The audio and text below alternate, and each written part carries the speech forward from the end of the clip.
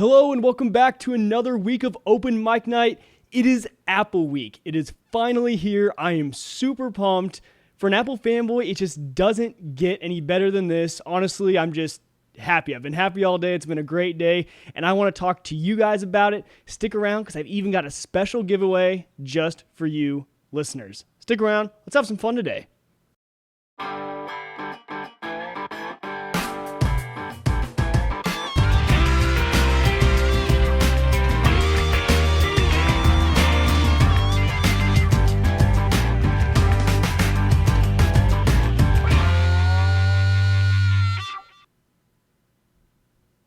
All right, so like I said, welcome back to Open Mic Night. My name is Mike Wieger. I am your host. I do this podcast every Tuesday night at 7 p.m. Central Time, and so you can come on over live, watch us live. Some of you guys are right now. It is at WiegerTech. I'll put up the website right here, WiegerTech.com, W-I-E-G-E-R, tech.com. And if you want to watch it live, just add /live at the end, WiegerTech.com/live.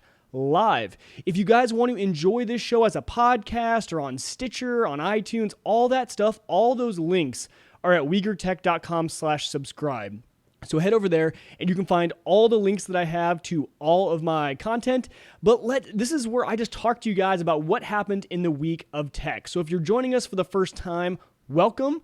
Glad to have you here, and this is just a fun time. Hop in the chat room. That's the best part about watching live. So if you are on WiegerTech.com/live, there's the chat room right below. Go ahead and hop in that chat room. It's a real good time, and you guys can type out questions there and talk to me. Just keep it family friendly. That is all I ask. But I will interact with the chat room. I will talk to you guys and stuff like that. Welcome to any podcast listeners. Glad to have you aboard. So let's just go ahead and get right on into it. The first thing that I want to talk to you guys about is kind of exciting. It's something that I have never done before here at WiegerTech. And before we get into the big Apple news, I kind of want to announce this. And I didn't know if I was going to do it at the beginning of the show or the end, but I am doing a giveaway. And it's a first WiegerTech giveaway, and it's kind of a big one. What I am giving away is an Apple Watch. So it was just announced today, and we'll talk about it later about what it is. But I am giving away an Apple Watch. And actually, for every 100 entries I get into this contest, into this giveaway, I will give away an Apple Watch. So if we have 300 entries, I will give away 3 Apple Watches. And then also for the second and third place, I want to give some kind of consolation prizes to 2 other winners. They will get $25 Apple gift cards. And so this is really exciting. Now, there are some steps that you guys need to go through in order to do this. If you guys want all of the explanations, all the rules, and kind of the procedure of how you guys enter, all of that is over at WiegerTech.com/giveaway. I'll put up the website again, WiegerTech.com, but add /giveaway, and all the rules and stuff are there. Now, sadly, this is only available to residents in the United States. That's kind of a restriction I have put on me. It's not my choice. If I could, I would do it to the whole world. So if you live in the United States, listen up. So the first step, the way you enter the WiegerTech Apple Watch giveaway is you guys need to give some love to my sponsors. I have sponsored this show and I like them, and I think you guys will too. And so the first step is to head on over and sign up for the Audible trial. So audible.com is a platform that offers thousands and thousands of audiobooks. And so if you guys want to, quote unquote, read a book, but you don't have time to read, listening to a book is a great option. They have plenty of titles, a lot of the big name titles, and listening to a book is a great way to do it. So the first step in this contest is to head on over to audibletrial.com/WiegerTech. Very important you go to that URL. Audible Trial, I'll put it up again, it went away. audibletrial.com/WiegerTech. Now, this will get you a 30-day free trial and a free book. So entry into this contest is free for you. 30-day free trial, and you get a free book, and you get entered into a contest to win an Apple Watch. I don't think it gets much better than that. It's free for you. You for sure get something free. You get a free trial, and then you get entered into a chance to win my contest. And the way I see it is, since I'm doing every 100 entries, you have a 1 in 100 chance of winning an Apple Watch. I think that's the best odds you will find out there to win an Apple Watch. A 1 in 100 chance. That's really good. Really, really good. I think that was the best I could offer you guys. I tried to give, you guys the chance to have the best odds. So after you have done that, after you have gotten your Audible trial, be sure, before you leave the page, take a screenshot or take a picture with your phone of the page that confirms that you signed up for my free trial through Audible. That's really important. I need you guys to do that. So take a screenshot, take a photo, and then what you guys are going to do is you guys are going to email me. My email is mike@wiegertech.com. It's right down there in the lower third, but mike@wiegertech.com. Include the picture that you took or the screenshot and say, hey, I want to be entered into your giveaway. So the screenshot, the picture just kind of confirms with me that yes, you actually did sign up, and I will enter you into the giveaway. I will email you back your specific number, which is your entry number, and then in 2 weeks, so 2 weeks from today, I will do the announcement. So the entries are going to close the night before, which I'm going to pop up a calendar because I should have wrote down that date. It's a Monday at midnight. But Monday, the 22nd of September at midnight, entries close. So you guys have 2 weeks to do this. And on that show, on the 23rd, on open mic night, I will do a little rollerball and I'll pull out a number. And that person, or maybe multiple people, if we get more than 100 entries, will win an Apple iWatch. Now, there's also the optional final step is you can subscribe to me. I included that on the page. If you want, that's not required. I'm not requiring you guys subscribe to my YouTube channel or my iTunes or my podcast on Stitcher or anything like that, but I would love if you guys did that.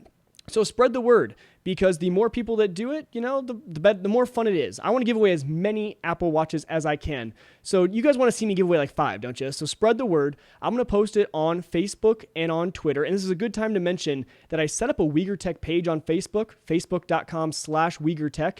Go on and join that community. You can post questions there. That's where I post a lot of my shows and stuff like that. But you guys can also ask me questions on Facebook. So if you guys are there, check that out. But I'm going to post links to my giveaway page. And so spread the word. And because I want to give back to you guys. And I think this is going to be really fun. So again, U.S. residents only 1 entry per person, please. I know in situations like this, it's really tempting to make a bunch of fake accounts. Don't do that. I really want you guys to be sincere about this. Make one account, sign up for Audible. And I want you guys to do this because I want you to give my sponsors love. I love Audible, and I want you to try them. I want you to try them so bad that I'm willing to enter you into a drawing to an Apple iWatch if you sign up. So go ahead and head on over there. Again, I'll put the Audible link up, audibletrial.com/WiegerTech. But all of this, all of the information, and more rules for the contest are over at WiegerTech.com/giveaway. WiegerTech.com/giveaway. I have some in the chat room. Do we need at least 100 people to sign up in order for the first one to be given away? Yes. Great question. Looks like EB in the chat room. Great question. Yes. So we do need at least 100 people to sign up for this in order for the giveaway to happen. So get people to sign up. That's kind of my, I need you guys to spread the word. We need at least 100 signups. I will give you guys an update next week, and maybe I'll post some updates on Twitter and Facebook throughout the 2 weeks. But we do need at least 100 people for the giveaway to happen. But I figure, if 100 people don't sign up, you guys, it was a free trial. So you don't lose anything. It's a win-win for you. You for sure get a free book. I'm for sure giving you a free book on Audible for signing up. So go ahead and do that. But be sure to email me and follow all those steps. But yeah, really cool, really fun giveaway. Really excited about it. Like I said, I've never done anything like that before. But yeah, so spread the word and go ahead and go do it. I give you permission actually right now to hit the pause button. If you're watching this on YouTube, hit the pause button, go to WiegerTech.com/giveaway, follow the instructions, and then come back and keep watching. I give you guys permission because it's a lot of fun and I want all you guys to have a chance to win. So it's Apple Day, people. It happened. This is one of my favorite days of the year. If you guys can't tell by how excited I am, I look forward to the fall announcement by Apple. Oh man, I want to say more than Christmas, but no, I love Christmas. But I like it more than my birthday. My birthday, I wake up, I wake up on Apple Day just excited. I hop out of bed. I'm like, man, can't wait till noon. It's on noon Central Time is the announcement. And I just love it. It's a lot of fun. So let's jump right in. Let's jump right into what they announced today. What did they say? So the first thing is they jumped right in. Tim Cook actually got on stage and said, usually at this point, I give you guys statistics and updates about how Apple is doing. I'm going to skip that because we have a lot to tell you. And he said, all you have to know is that Apple is doing great. Loved it. I loved that he kind of skipped that. That first part, kind of cool, but really kind of useless to a lot of us. We all know Apple's doing well. We don't really need to know the numbers.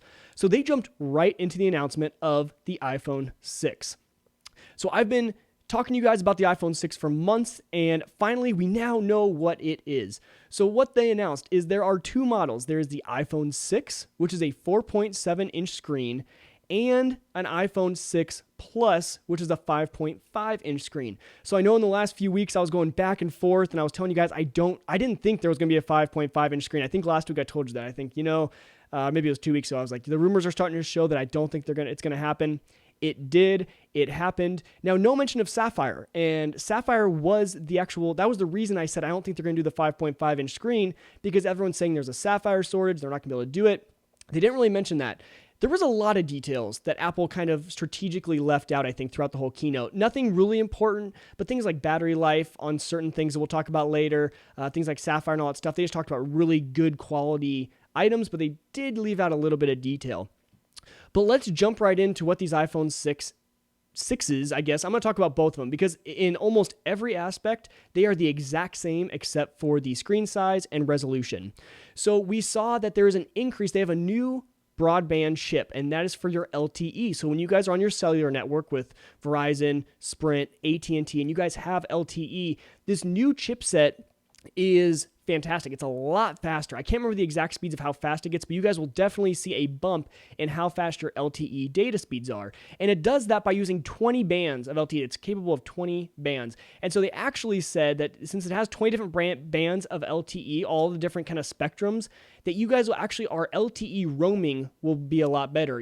Another carrier who maybe uses a different spectrum of LTE, you might actually be able to roam onto that network's LTE because this chipset accepts a lot of those, which is great. But the next thing they talked about in relation to the LTE and kind of cellular stuff is that you guys will have the ability on certain carriers. Now, I know it's not all carriers, but they are kind of trying to bring it to all carriers, is voice over LTE, meaning that, you will actually have better sounding quality because your voice will be going through the data signal instead of the voice signal.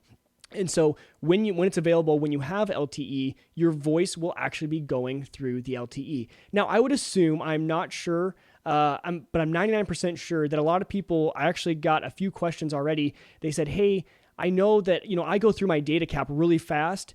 Now that the voice is going over my LTE, will that use my data? I don't think so. I think the carriers will still just consider it voice. I'm sure we'll still have minutes and all that sort of stuff. So I don't think that it'll go towards your data cap. But again, I'm not for sure. We'll have to wait for a lot of that. Now that the Apple announcement has happened, now is the time where we wait for apps and for carriers to kind of give us their update and stuff like that.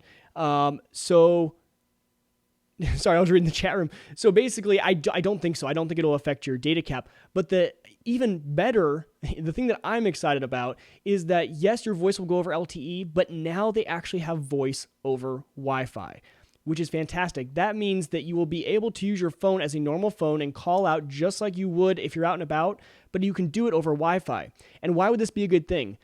So for instance, when I'm in school, my building is a big concrete building and I get zero service inside the building, but I have Wi-Fi. And so in those cases, I could still make a call just like normal, but it would just be over Wi-Fi instead of over the cellular network. So a lot of you maybe who have business places or maybe in your homes, for you rural people, this will be great.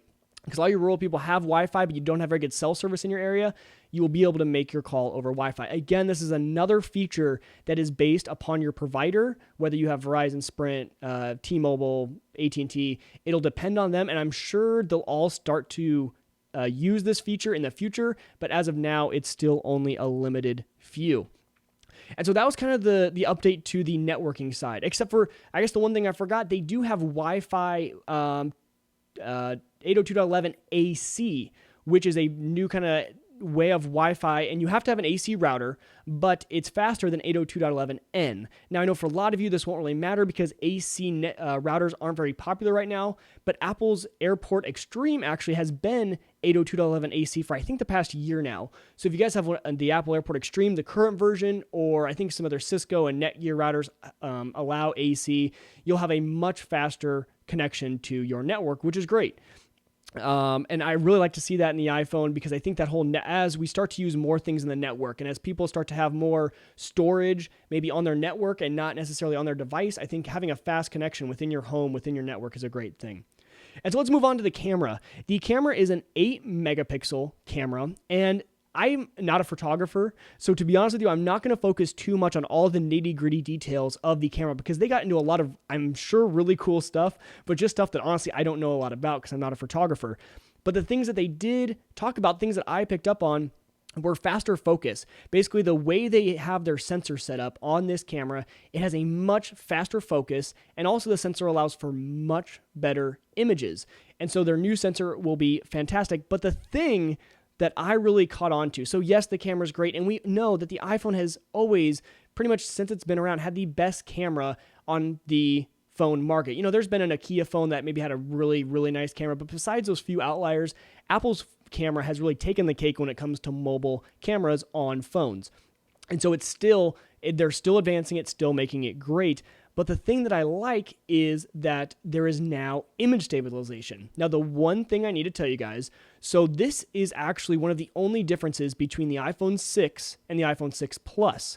So in the iPhone 6, they have digital image stabilization, which means the software in the background, and image stabilization pretty much means, in kind of a roundabout way, if I'm moving my phone around, your phone is going to try and stabilize the camera in order to get a really clear picture. So if you're moving or you're in low light, stuff like that, and if you're kind of jiggling with the phone and stuff like that, you'll still get a really good image. But on the iPhone 6, it's digital image stabilization. What that means is that the image stabilization is it's in the software. So the phone itself, the software, the chipset is doing the image stabilization, which is great. It's still a big step up from what we have.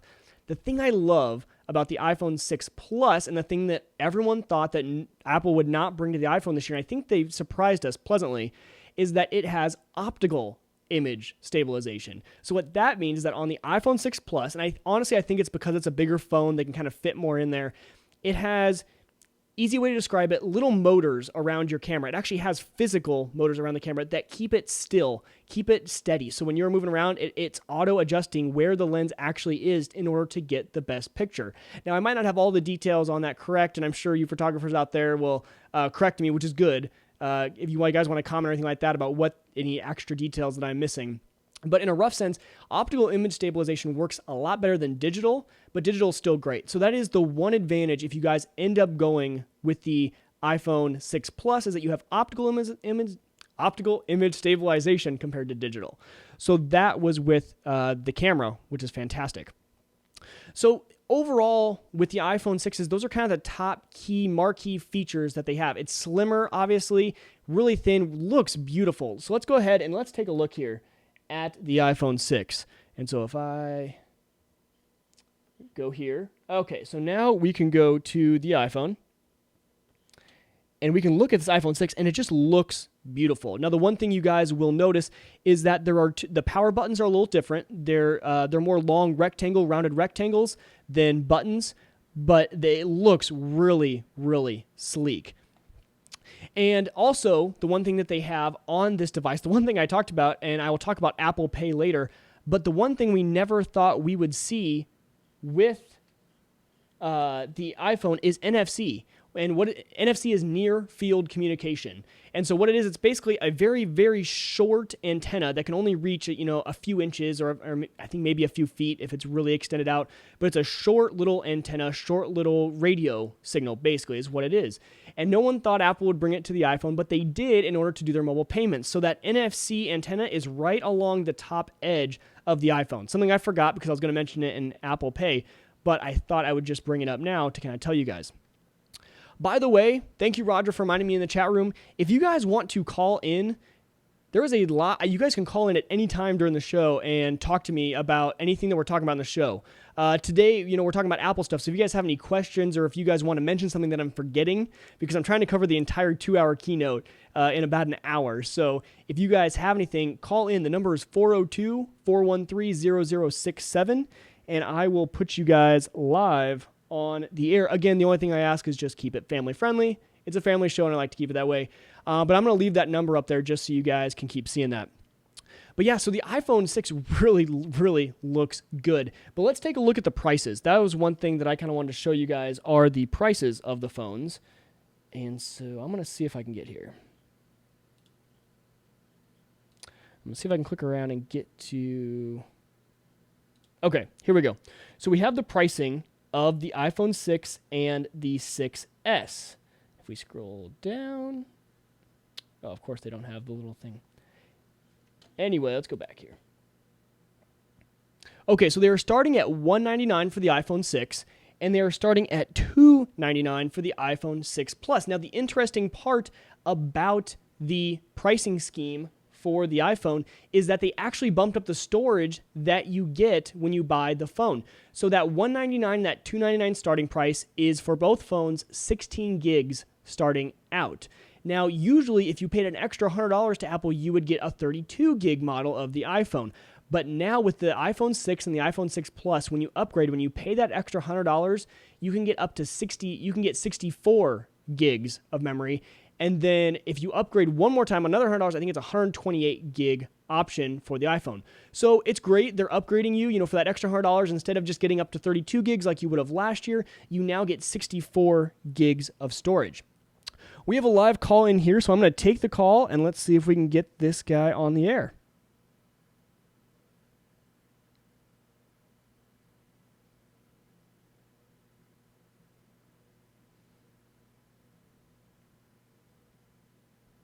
Hello?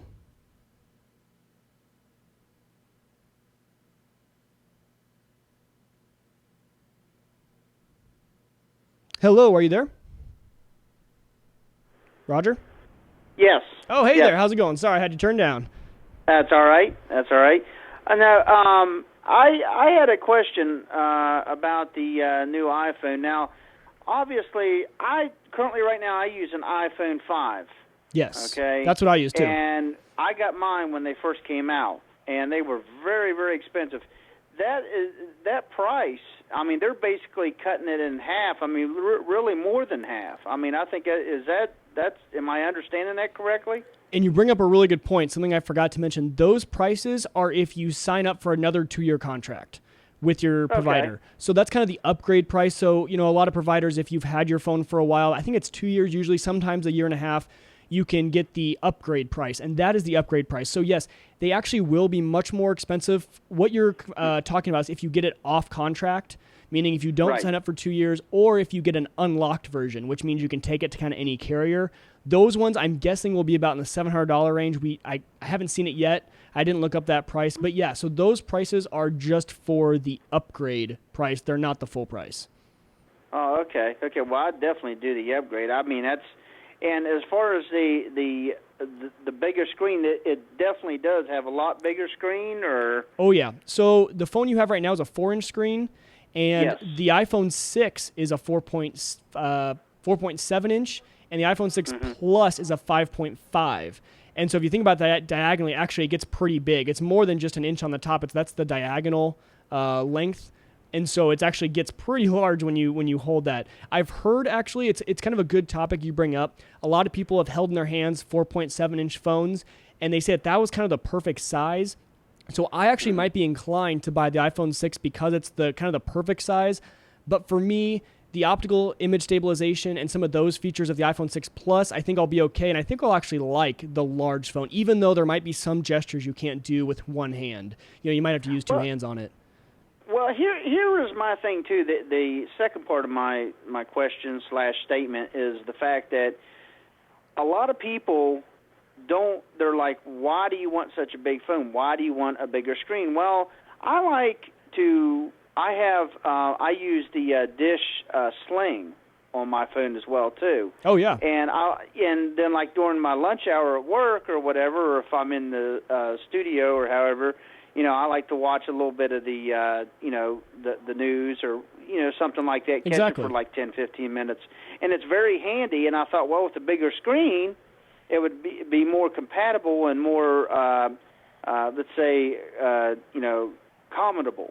Right. If I'm saying that right. If you watch a lot of video and stuff like that, it's going to be fantastic. And also for the bigger screen, they didn't just give you a bigger screen. They optimized, they kind of showed off some of the features of the software on that bigger phone. And you can kind of do a landscape mode now. So on the iPhone now, when you turn your phone sideways, if you're on the menu, it still stays vertical. But now it's all going to switch, and it's going to it's morphed better. So they did a really good job of actually being able to utilize that whole 5.5 inch. And like you said, if you're watching video, I think it'll be a great option. That much bigger. Yeah, I think so too. I think that's more of a, in all honesty, I think that's like a preference thing. But right. I mean, for me, and maybe a lot of other people out there, because it is the next big thing, obviously, and I think it'd be really nice. It's a nice little feature to have, and as well as the features that you had mentioned as well too. I would agree. So yeah, I appreciate it, and great show. Keep up the great work, and tech on. Exactly. Have a good night, Roger. All right, so I want to thank Roger for calling in, and for you guys who have never called in before, it's as easy as that. You call in, I talk to you, you ask me a question, or fill in your comments. Just like Roger kind of did there, I kind of want to know what you guys are thinking about, which phone you would go with, if you think 5.5 inches is too big, if you like 4.7. So just let me know what you guys think, so you can call in. Keep that number. Again, it's 402-413-0067. Call in anytime, just like Roger did. That was great. So the thing I was kind of talking about with the pricing on the iPhones, so we saw the pricing, and I told you that you get more storage, more bang for your buck than we have in the past years. And the next thing I kind of wanted to focus on then was when it ships and when you can order. So pre-orders start this Friday, September 12th. And so I'm guessing it'll go live close to midnight that night, Thursday night into Friday. Not really sure yet, but that's usually how they do it. And so that is when pre-ordering starts.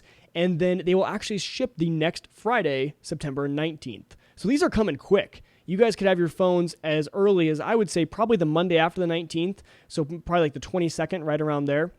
And so, we might start seeing people with these iPhones a lot quicker than we thought, which is great. So again, if you guys want to order, hop on Friday on September 12th in the morning, probably like right at midnight, I'm guessing. I don't know with the time zones, kind of how it'll be. I'll tweet out some updates. If you guys don't follow me on Twitter, that's the best way for you guys to kind of keep a quick eye on me. It's at WiegerTech on Twitter or on Facebook, facebook.com/WiegerTech. But I'll kind of give you guys some updates there if I start to see them. The funny thing so after they got done announcing the iPhone 6 and the 6 Plus, they had their commercials. Now, I will have to admit that the first commercial they showed, he said, hey, let's show some commercials we've been working on. The first one I heard is kind of a dun, dun, dun, and it was like two guys singing into a microphone, like literally any of us could have done it.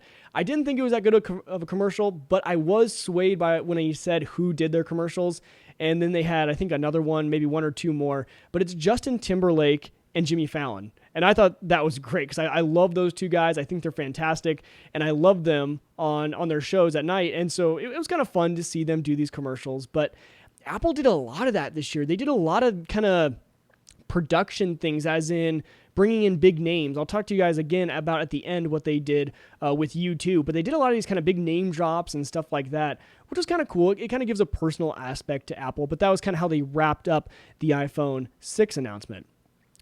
And so the thing I want to talk to you guys about, Twitter was blowing up because the live stream that Apple produced for this event, sometimes they stream their events online and you can watch them, sometimes they don't. The live stream this time was a complete train wreck. If you guys were trying to watch it, or I'm sure you guys have heard of it if you are on any social media and follow anything tech, but the stream was dropping in and out. And for the first 20, 30 minutes, actually, they had a Chinese translated voice coming in as well as the presenter. So you couldn't even hear the presenter because all you were hearing was the Chinese translation of what he was saying. And it kept dropping out. It kept cutting back to earlier scenes. They had two music tracks going on in the beginning that were playing at the same time. And that lasted for about, I would say, the first hour 15 of the keynote. After that, I had a good time. The keynote was 2 hours long. So apparently after that, after that first hour, it got better, but the actual stream itself did not look good for Apple. And I feel bad for Apple because in these announcements, I'm excited and I'm going to focus on the good news for you guys. I'm going to talk to you guys about the announcements, but all their announcements for that first hour really got overshadowed, especially on social media and the blogs, with how bad their stream was. And, a lot of that you can blame Apple, but if we found out who actually was doing the production for the show, that's really who you want to go after. Obviously, Apple has a lot of control over that, but there's some things you just can't control. But yeah, it was not managed well. So I will just mention that. I did want to let you guys know. If you guys didn't know that, man, it was really hard to follow the stream today. But they did do a good job underneath the live stream. This is the first time they've done this. They kind of had a blog type thing going on where they would put little updates of what they just talked about. So even if your video went out, you were able to kind of see what they were talking about anyway. So a lot of the details I actually missed, and I have not had a chance to go back and watch the entire keynote. So I might have some updates for you guys next week on some things that I missed, maybe some key features, or maybe you guys can let me know in the chat or in the comments on this YouTube page. So the next big announcement that Apple had, they moved on from the iPhone 6 to, Tim Cook put up an image of a wallet, and he said, we're going to work on the wallet now. It's this big fat wallet with all these credit cards and cash and stuff like that. And they said they want to kind of want to rework how payments happen. And that's exactly what they are doing. They're announcing Apple Pay. So what in the naming scheme, at least, this whole keynote, what they did was they put Apple in front of a lot of things with the Apple Watch, Apple Pay, stuff like that. And instead of, maybe they're starting to move away from the iPhone. Obviously, they still have iPhone, but, they didn't name this iPay, and they didn't call it the iWatch. They called it Apple Pay, an Apple Watch, which is interesting. I don't know what that means. I don't know if it's a marketing thing. I don't know if people... I don't know why they did it. I liked the I before, but maybe they thought it was getting too repetitive and redundant and stuff like that. So I don't know why they switched. But anyway, it's called Apple Pay, and it uses that NFC band that I was telling you guys about at the beginning of the show when I was talking about the iPhone 6. So there's an NFC band on the top of the iPhone, and if you guys go into, they listed a bunch of stores that are going to start accepting these pretty much right away, and then they're trying to get it to be kind of accepted anywhere. But you guys have seen it already. When you guys swipe your card at a store, let's say Walgreens, you guys, a lot of times they have the little receiver up on top and it says tap to pay. That's using NFC. And that is exactly how the iPhone is going to work. And so what they did, they wanted to focus, they said there's kind of three categories, three really focuses they had when they were doing Apple Pay. And that they want it to be easy, secure, and private. So they kind of addressed those in three different areas: how easy it is, how secure it is, and how private it is. And so how easy it is, it really was really easy. To add a card to your Apple Pay, you simply take a picture of your credit card and it loads in all the data. It contacts your bank, says, hey, is this card, does it belong to him? And it gets back to you, and if that goes well, then it's added into your Apple Pay. Now, all this stuff is stored onto the secure Element chip. So it's a brand new chip inside the phone that does nothing but handle Apple Pay. And the reason it is, it's separate from the other chips, which increases security and privacy, which is good. So all this is stored there. Apple does not store it. Now, the funny thing about it is Apple actually does not even store the card number. It sets up a connection pretty much with you, your bank, and when you use the NFC, and all you do is you tap your card, you hold your finger on the Touch ID to confirm you're doing this, and it pays.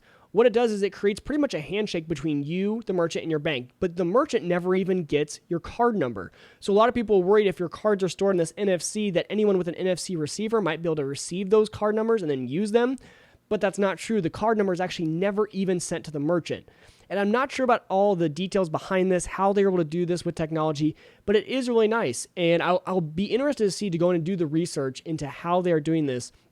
But it's really convenient. And he talked about how our credit cards right now are not secure. It's an old plastic piece of card with a magnetic strip that can be really easily read, and your card number is printed into the card. So anyone who even sees that card, they can take a photo, they have it all. Well, if you store these on your iPhone, the numbers are not stored anywhere. The numbers never even get into the merchant. It's simply a way to connect you, your bank of your card or whatever it is, and the merchant, which is really, really cool. And so when they talked about security, they do... what it stores is one payment number. It stores it in payment numbers and then a security code. And so it's never giving the credit card number, it's giving a payment number and a code. And the system the reason that this isn't just going to naturally work with all the NFC already tap to pays is because they have to install a software that will accept these payment numbers instead of taking a credit card. These machines are usually built to take the full credit card number, but now they're going to have to be programmed a little bit different. And so Apple Pay will be really cool, and I'm excited about it. And it's going to be announced, I think it's coming out in October. It's not going to be right away. It's not going to be on the phone in next Friday when it ships. It will not be on there. It'll be an iOS 8 update that is coming in October. But if you're someone who doesn't want to carry around a wallet, for me, actually, I'll show you guys. I have my phone here, and it's in a wallet case. So I have my cards in here with my phone.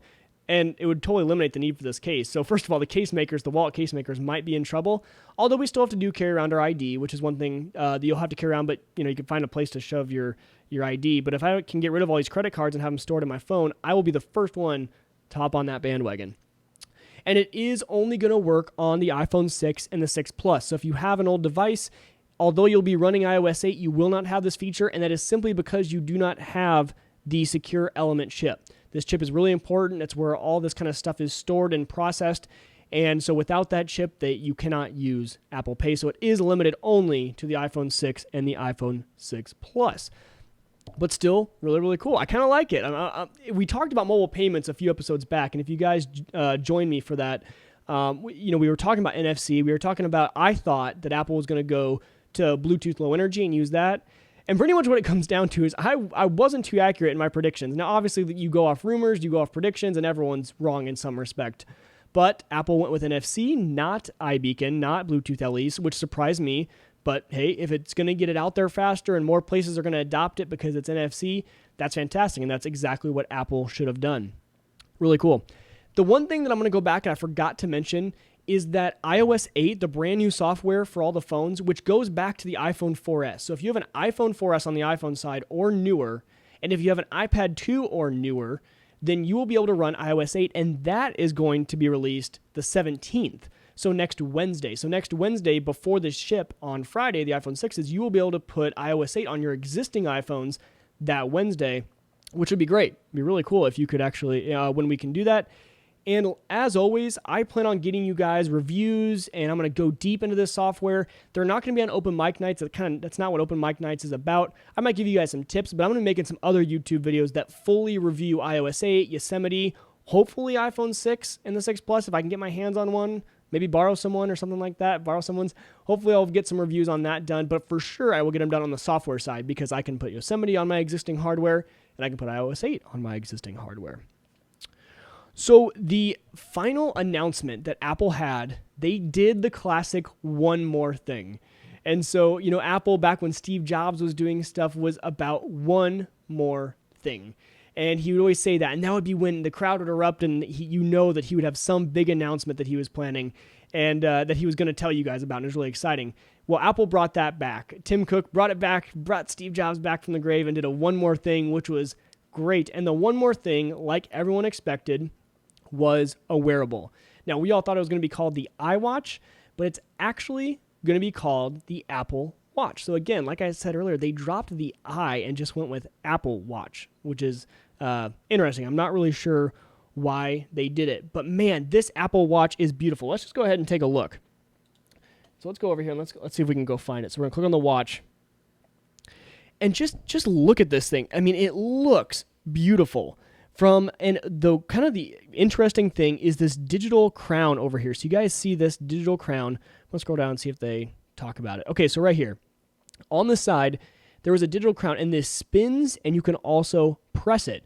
And so this is how you kind of scroll around your phone. Yes, there's a touchscreen, of course, on the Apple Watch. It has a touchscreen, but you can scroll through the menus, which is going to be a lot easier. They showed a funny image of someone trying to pinch, zoom in and pinch out. And they're like, the one problem with that is that you would be covering the screen of the watch when you are doing that. And that's not a good thing. You don't want to be covering the screen while you're trying to pinch in and out. So they have what they call the digital crown, and that is how you zoom in and out. But okay, so it is a gorgeous display, was the one thing I noticed right away.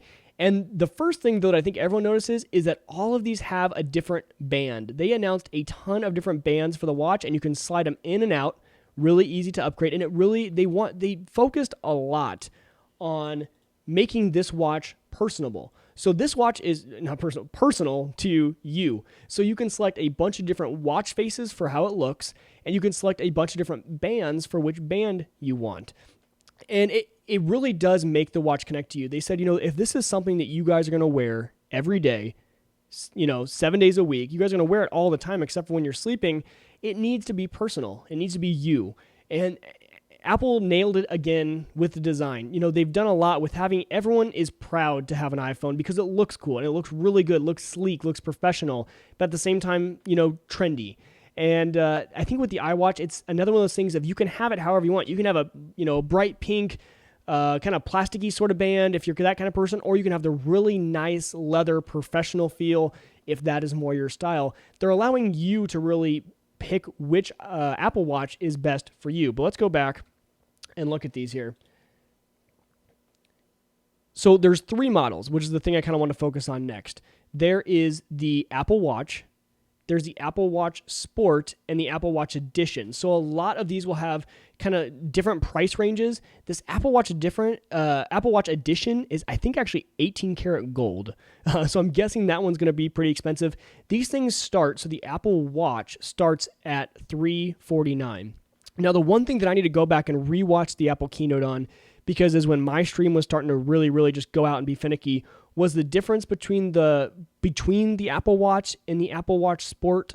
I'm not sure if, I think it's just the design-wise. I know the Apple Watch Sport has some different like waterproofing things, like it's made for when you sweat a lot and stuff like that. I think it's made of a different material that'll do really well when it gets wet from sweat or water or stuff like that.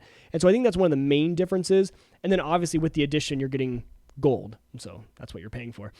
But yeah, so there's 3 different styles there, but then plenty of different bands. So they're running an S1 chip, but also they have what's called a taptic chip. So the taptic chip is what does the custom vibrations in this phone. So it deals with all the sort of motion and things that you do. So the combination of these 2 chips, the things that it can track about you is actually really, really cool. It does elevation. It actually has a heartbeat monitor on the back. So it's 2 little lights and cameras that flash, and it can pick up your heartbeat from your wrist. Obviously, it can do the accelerometer and all that sort of stuff, but the combination of these 2 chips, when they kind of wanted to make it so that you're not always having to look at the watch, the vibrations, you can set custom vibrations for different notifications and things like that. If you have someone that's really important to you, you can have a custom vibration for them. And it's all about this taptic chip. But what also it does is it allows the touchscreen on the front of the Apple Watch to be pressure sensitive. And so it knows the difference from if I am just tapping my wrist to do something, or if they call it pressure pressing, pressure pointing, something like that. Something like that. They had a term for it. But basically when you press hard on your wrist, that brings up a different set of options than when I just tap. And so these combinations of these chips they do really well with battery life. And so they do really well with battery life for all they do, but still you're only going to get about a day out of your Apple Watch before you have to charge it. So that was one of the downsides that I saw about the Apple Watch. If we want to talk battery life, is that it is only going to last a day.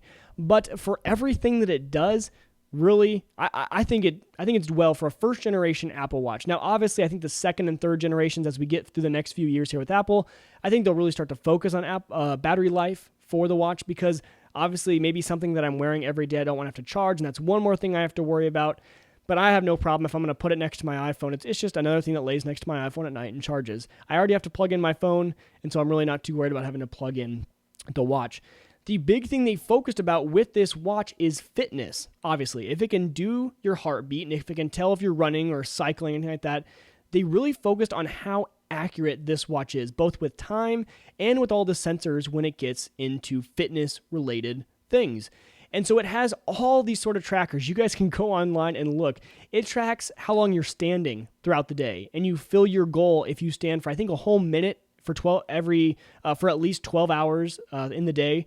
So for every hour, if you stood for a minute, that checks it off, and you need 12 of those, and you filled your goal. It tracks that sort of stuff. It tracks whenever you are moving, obviously, and things like that. Really, really cool. It knows the difference between if you're just walking or if you're actually working out, if you're jogging or cycling. Really advanced sort of sensors we have going on here. The one big complaint from a lot of the sensors that people have nowadays, maybe with a Fitbit or something like that, is that if I am riding a bicycle, it doesn't do a really good job knowing I'm working out because my hands don't move with a Fitbit. Fitbit does a lot with the hands moving, but it doesn't really pick up that I'm riding a bike, and so I'm getting a workout in, but my Fitbit doesn't track it. The Apple Watch is going to be able to track it because it combines all the sensors plus the heartbeat sensor. So obviously, if you're working out, your heart's beating a little faster than usual.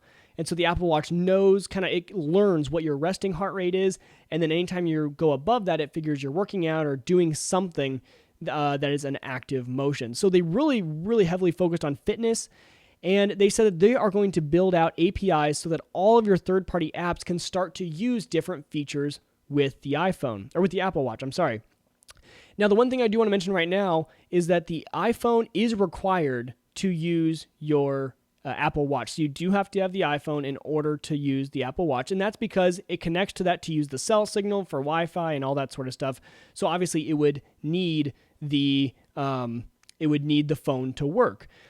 But again, so with these sensors, that it's all connecting to your phone, and your phone's tracking it, and all the apps that have notifications on your phone, they'll be able to custom set how those notifications appear on your watch. So it's going to be completely customizable, which I think is great. The next thing is you can also, of course, answer calls on your watch. Now, they didn't really do a live demo of this, and what I'm wondering is kind of, are you kind of speaking and then listening? Is it going to be that sort of action? Is it a loudspeaker? Am I going to be able to do this in public? Those are the sort of things I kind of want to see as we start to see these out in the wild. Obviously, the one thing I haven't mentioned yet is that the Apple Watch is not released. It's not going to be released to the public until early 2015, whatever that means. And so early 2015 is when this is coming out. But so I'm kind of interested to see if they'll come out with some more videos on how the calling feature works.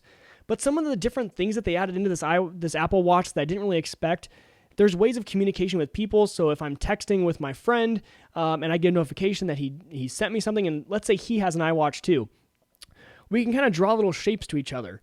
And the example that they used was, if me and my buddy have an example that a cross or something means that, hey, do you want to do lunch? If we do it right around lunchtime, and you can respond with like a check mark for yes or a question mark for where should we go.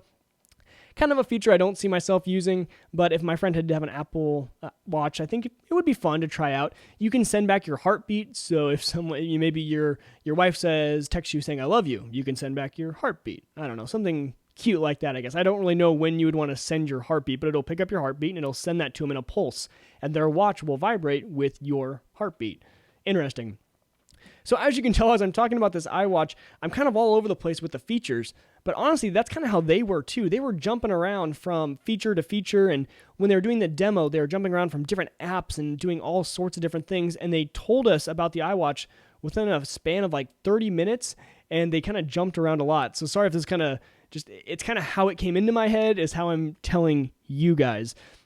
But so yeah, the Apple Watch is going to be announced. It's not announced. It's going to be released early 2015, and the price point starts at $349. So $350, which is on the expensive side. On Twitter, I saw a lot of people saying, "Oh, that's kind of a lot of money for a watch." But when you think about all that this thing does, and someone's like, "Well, that's more expensive than my actual phone is going to be." Yes, but this isn't an everyday person item yet.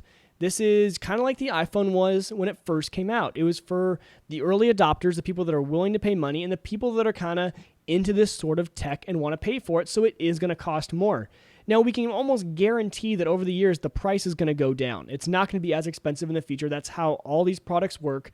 Really expensive because the technology is expensive right now, but as the technology gets cheaper and stuff like that, I'm sure that the price over the years will go down. I had a question in the chat room I kind of want to talk about right now, and Roger asks, what about the new operating system for iMac, Yosemite? How good is it, and will it configure itself to other software such as Wirecast programs that I have issues with? Or will I have issues? Sorry.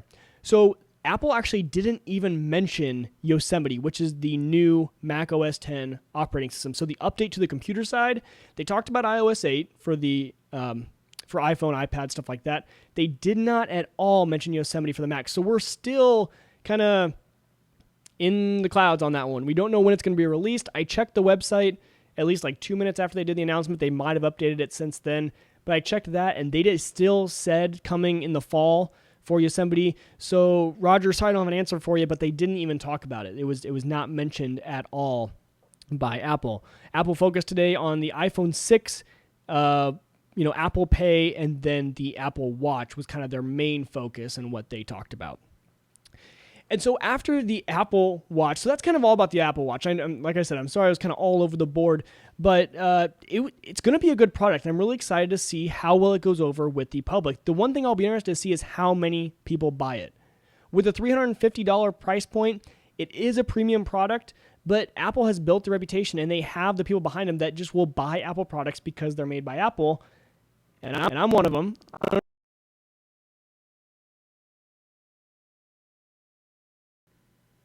Okay. All right.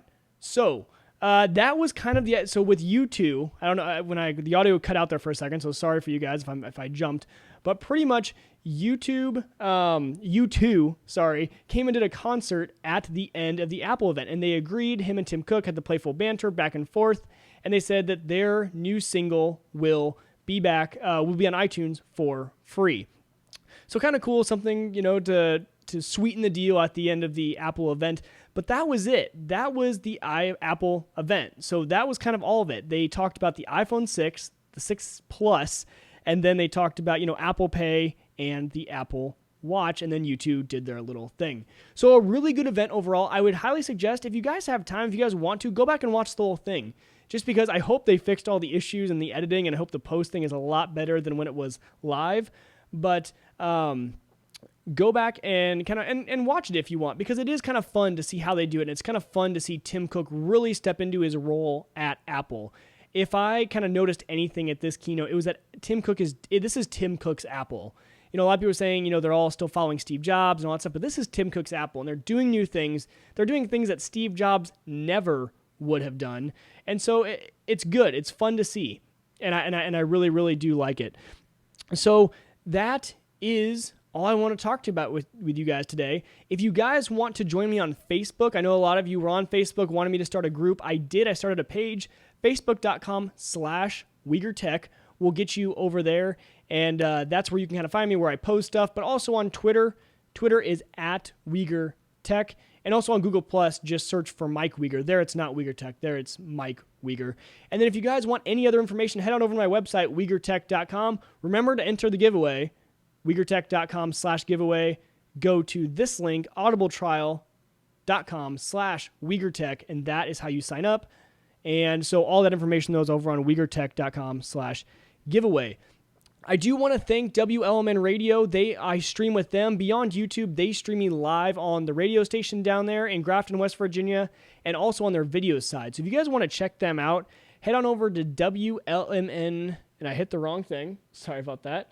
Not WiegerTech. Don't head over there. Head over to WLMNradio.com. They are fantastic. They stream everything from music to tech stuff all the time. It's great. They're constantly streaming.